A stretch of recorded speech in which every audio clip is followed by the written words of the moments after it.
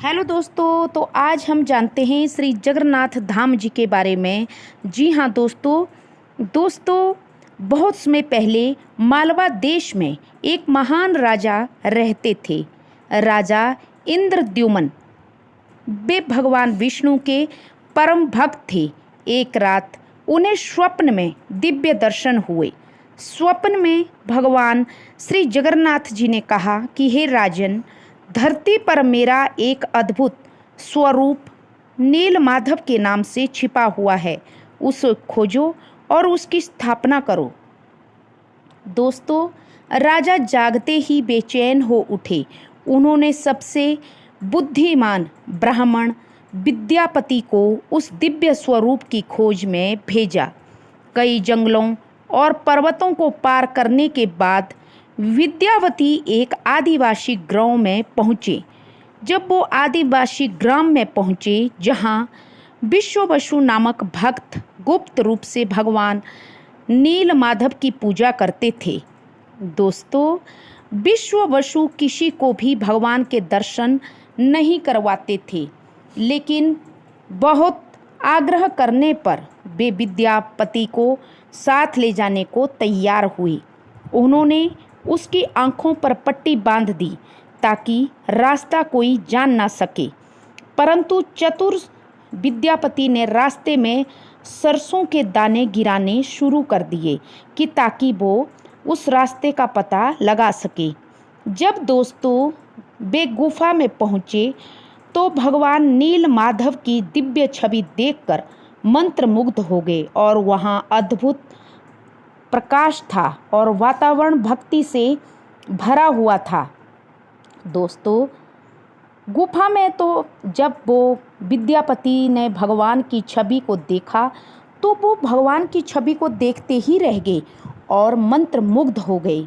वहाँ अद्भुत प्रकाश और वातावरण भक्ति से भरा हुआ था। दोस्तों, कुछ दिनों बाद विद्यापति राजा इंद्रद्युम्न के पास लौटे और सारी कथा सुनाई। राजा तुरंत उस स्थान की ओर रवाना हुए। लेकिन दोस्तों, जब वे वहां पहुंचे तो नीलमाधव की मूर्ति अदृश्य हो चुकी थी। राजा बहुत दुखी हुए और रोते हुए भगवान से प्रार्थना करने लगे।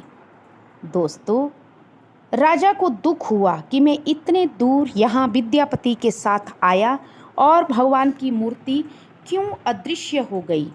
भगवान क्या मुझसे रुष्ट हैं या नाराज़ हैं।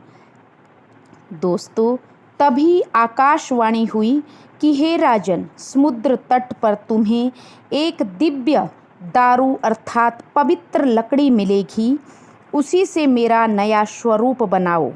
राजा समुद्र किनारे पहुँचे। सचमुच वहाँ पर एक विशाल दिव्य लकड़ी तैरती हुई आई। दोस्तों, उसे कोई भी हिला नहीं पा रहा था। तब राजा ने भगवान का स्मरण किया, भगवान विष्णु का। जैसे ही उन्होंने भक्ति से हाथ लगाया, वह लकड़ी स्वयं चलकर मंदिर तक पहुँच गई। सोचिए दोस्तों कि लकड़ी स्वयं मंदिर तक कैसे पहुँची होगी। दोस्तों, अब प्रश्न था कि मूर्ति कौन बनाएगा जगन्नाथ भगवान की। तभी एक वृद्ध बढ़ई वहाँ आया। उसने कहा कि महाराज, मैं मूर्तियाँ बनाऊँगा, लेकिन मेरी एक शर्त है। तब कार्य पूरा ना हो, जब तक कार्य पूरा ना हो कोई भी द्वार नहीं खोलेगा और मुझे कोई भी बीच में रोकेगा नहीं और ना तो टोकेगा। राजा मान गए। वृद्ध जो बढ़ई थे, बूढ़े, वास्तव में स्वयं भगवान विश्वकर्मा के रूप में आए थे। दोस्तों, अब प्रश्न था कि मूर्ति कौन बनाएगा। तो ये जो बढ़ई थे वो बहुत अच्छी मूर्ति बनाने लगे और मूर्ति जैसे ही भगवान ने मूर्ति बनाना जो बढ़ई था उसने शुरू किया, वैसे ही दोस्तों क्या होता है कि अचानक जब तक 16 दिन हुए, 16 दिन तक तो ठक ठक की आवाज़ आई। लेकिन जैसे ही 17वां दिन आया ठक ठक की आवाज़ बंद हो गई। राजा ने अपनी रानी से कहा। राजा और रानी दुखी हो गए कि कहीं ना जाने बूढ़े बढ़ई को कुछ हो ना जाए, और राजा ने ज़बरदस्ती द्वार खटखटाया, लेकिन जब कोई आवाज़ नहीं आई तो उन्होंने गेट ही खोल दिया। जब गेट खोला तो उन्होंने क्या देखा कि ना तो वहाँ बूढ़ा बढ़ई था, और तीनों मूर्तियाँ भगवान जगन्नाथ की और सुभद्रा की और बड़े दाऊ भैया की तीनों मूर्तियाँ बनी थी, लेकिन वे मूर्तियाँ आधी अधूरी थी, उनके हाथ और पैर नहीं लगे थे। दोस्तों, राजा बहुत ज़्यादा दुखी हुआ, रानी भी दुखी हुई कि ये हमसे क्या गलती हो गई, भगवान की मूर्तियाँ अधूरी रह गई। तभी दोस्तों आकाशवाणी हुई कि राजन, शर्त के अनुसार तुमने पहले ही दरवाज़ा खोल दिया, इसलिए अब ये मूर्तियाँ इसी स्वरूप में पूजी जाएगी। दोस्तों, तब से श्री जगन्नाथ मंदिर संसार में आस्था का महान केंद्र बन गया। यहाँ भगवान जगन्नाथ अपने भाई बलभद्र, बहन सुभद्रा के साथ विराजते हैं। जगन्नाथपुरी का यह धाम हिंदुओं के 4 प्रमुख धामों में से एक माना जाता है। हर वर्ष निकलने वाली भव्य रथ यात्रा में लाखों भक्त भगवान के रथ को खींचते हैं। मान्यता है दोस्तों कि जो भक्त सच्चे मन से भगवान जगन्नाथ का स्मरण करता है, उसकी सभी बाधाएं दूर होती है और उसे भगवान की कृपा प्राप्त होती है। तो ये था दोस्तों भगवान जगन्नाथ जी के बारे में।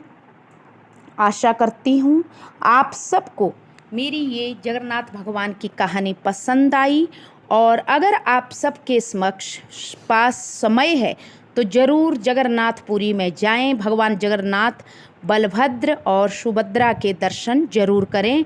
और हज़ारों की नहीं लाखों की संख्या से यहाँ देश विदेश से भक्त जगन्नाथ के माथा टेकने आते हैं पुरी में, और भगवान उनकी मनोवांछित इच्छा पूरी करते हैं। तो जय जगन्नाथ भगवान।